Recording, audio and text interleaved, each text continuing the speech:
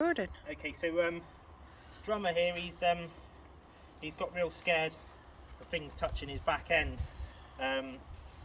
due to a bit of a traumatic experience with a cart. So what I could do is just never let anything ever touch his back end again, but that doesn't really work out too well. So I just want to get him happy with things touching his back end, which I've done a bag and stick, and as I'll show you, I've got his, I've got him to trust me on the ground, just doing my groundwork. I mean, he's my own horse, so he does trust me fairly well. Just doing my normal groundwork stuff. But like, so to start off with, if I touch this rope on his back end, he was really getting quite antsy with it. But now, I can put this rope over his back end and pull on it. At first, he was bucking as soon as I'd done this. So in all I've done to kind of get this done is just got him used to it a bit at a time. And just like watching for those moments where he relaxes. But I'm just getting this rope all over his body and sort of swinging it around and around him. See this side here, he's a bit upset about that back end there, but I'm just going to push this rope round him. I'm going to ask him to back up into the pressure of the rope, and I'm pulling on it a fair bit here. See there, he's getting a little bit tense.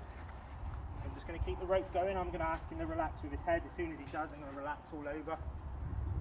And I'll do a few sessions like this with him, and it should really help things along quite dramatically, because else what you find is you end up bucking when you're out and about. Good boy. So at the moment I'm doing it like a little bit further, so so I'm not holding his hand at the front as well, which is what I want, because I want him to be really relaxed about it. So what I'm trying to say is there's two options. You can either worry about the things the horse is scared of and never let them come across it again, or you really need to take the time to work on it. Last week, as soon as a rope touched his butt, he started bronching fairly well, and he did have me off. So I should have put this work in beforehand, but I'm so busy with everyone else's horses, I sometimes don't get a chance to do work with my own. I'm just going to ask him to back up a bit.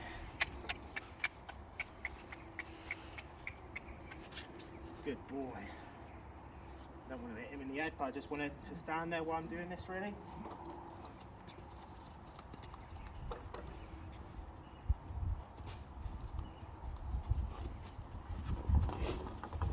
Okay, baby. I'm just going to go back a little step there, because he's obviously got a bit more unsettled about me doing that. So I'm just going to hold this rope with this hand. He's got some licking and chewing there. I'll just give him a moment just to process. So I'm just going to go back. I don't want to hit him in the head. Oop. I'm just trying to bring this rope quite high. I just want him to relax there.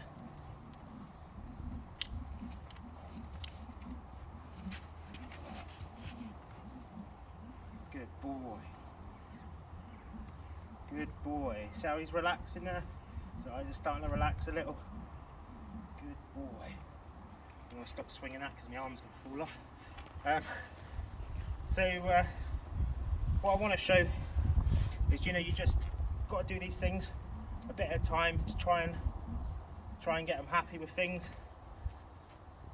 It doesn't really matter what it is. You just need to take the time. If your horse is scared of dustbin bags or something, like put a pile of bags in your school and get him to start going up round it, get him to touch his nose on it.